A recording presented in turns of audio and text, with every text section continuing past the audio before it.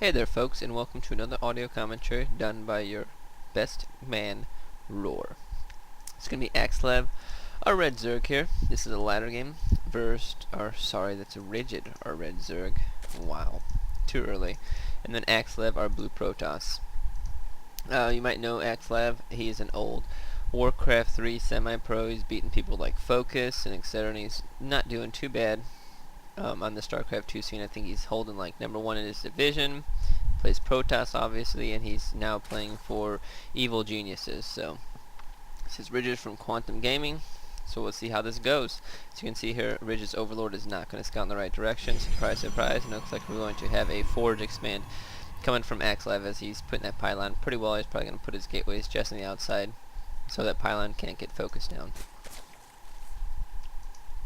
And we're probably going to see pretty standard build here coming in from Rigid. Once he scouts, he's probably going to go just his standard fast expand, what a lot of people do in this situation is they like panic and they're like, oh no, Protoss is expanding, I need to go attack now or I'm going to lose.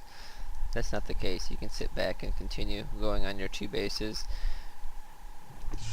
There goes our gateway coming down, and we have an extractor on 14, and we're going to have a 14 pool also, I believe, or a 13 pool. So 14 extractor, 13 pool.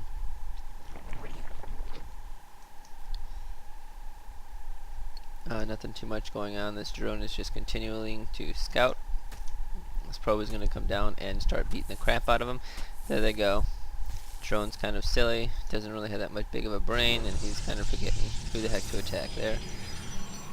And another pylon goes down. It's pretty good in case your first pylon does get focused down by a quick Zerg rush.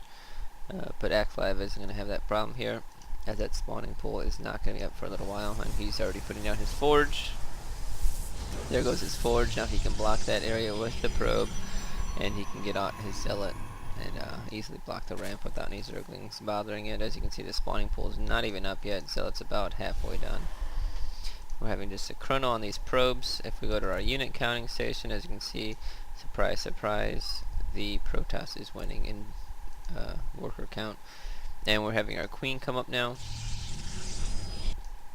I like that Axslav isn't really making all that much Zerglings. He's just kind of like playing it. It's really unfortunate there too that the guy got surrounded. But anyway, he's kind of playing it defensively. He looks like he's going to come down here and expand. And yes, that's exactly what he's doing. And he's keeping Overlords really, really well around here. He's going to have this one in his back area. And he's going to have this one kind of chilling up here. So he's going to know what's happening. As you can see, this expansion isn't even come down yet. Axslav is being very, very cautious, making sure there's no Rosh or Zergling push, as it's very typical for the Zerg to do this when a Forge expand comes down. So he's still waiting on those minerals here. As you can see, he finally gets enough. There he goes. He's going to throw it down. One cannon should be enough, but you never know. So he's probably going to have to build another one there. He's going to build a few more zealots. And their probe is off and away, about to scout. These Zerglings are not going to be able to catch it, not yet anyway. So Axslav is going to go and see that Rigid did counter expand. He actually expands before the Protoss, which is good. You want to make sure your expand goes up. You don't want to be base racing with the Protoss. And as second queen is coming out to go ahead and spew larva. If we go back to our unit counting station, there's still a lot more probes compared to drones. We're having a roach warrant come down now, which is pretty standard. Rigid loves roaches, so that's standard for him. And nothing too exciting going on here. We're having all of Axslav's main buildings being built down here. Kind of surprised he hasn't really built anything back here. I mean, there is a threat of mutas, not a very high one, but there is one. And we're having a small drone exchange go on, and now, slowly but surely, the drones will be catching back up. And once I said there's going to be a probability of mutas, and now we have that layer coming in. So, and that's before a cybernetics core is finishing. So that layer is going to be about halfway complete by the time that cybernetics core comes in. So, I mean, there is a possibility he can overwhelm his opponent with that build. And as you can see, there's not really a lot of gateways. We have a robotics facility, and Rigid scouts that great use of his overlords there. Axslav has no way to take him down, which is awesome. And it just gives Rigid all this free time to scout. And obviously Axslav is either going to go Immortals, which probably isn't likely. He's most likely going to go for a Colossus Zealot like push and just overwhelm his opponent. And we're having warp gates come in. Still only one gateway though. So Axslav is not afraid of any kind of push that might happen. And I don't know. I think it's quite possible there's going to be one. I mean, there's only 2 roaches in the field right now, but Zerg can get out those overloads so quickly. Having a second extractor taken, so we actually have all 4 extractors taken already. Huh. So I think Mutas might be coming up, but I don't have a spire being built yet, unless I'm blind. Oh, we have a Nidus network in production, so we're gonna have roaches be sent in there. Yeah, roach speed is coming, so I guess that's what he needed the gas for. And here comes some zealots to scare away these zerglings. And this is really surprising. We're just having that observer come out. I mean, that Nidus network is probably gonna finish it. As the observer comes out, and these zealots are pushing, just not a good time. Not a good time at all. So here comes this observer. The zealots are finally getting back to their base. Is he going to be able to load up and get this Nidus out somewhere? It looks like this observer doesn't even know it's still there. So he goes ahead and scouts the expansion. Oh my god, he's going to fly right by it both times. That's not going to be good. And here it comes. He's aware of that.